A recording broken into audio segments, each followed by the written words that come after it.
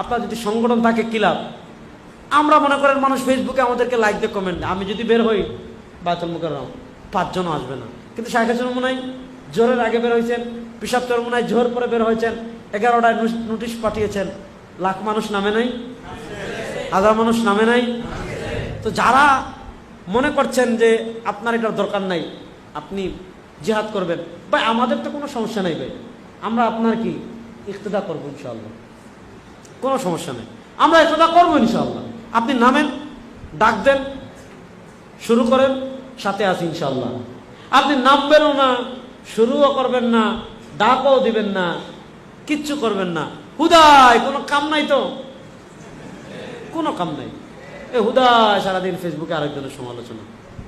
আল্লাহ আমাদেরকে এই সকল কাজ থেকে হেফাজত করুন।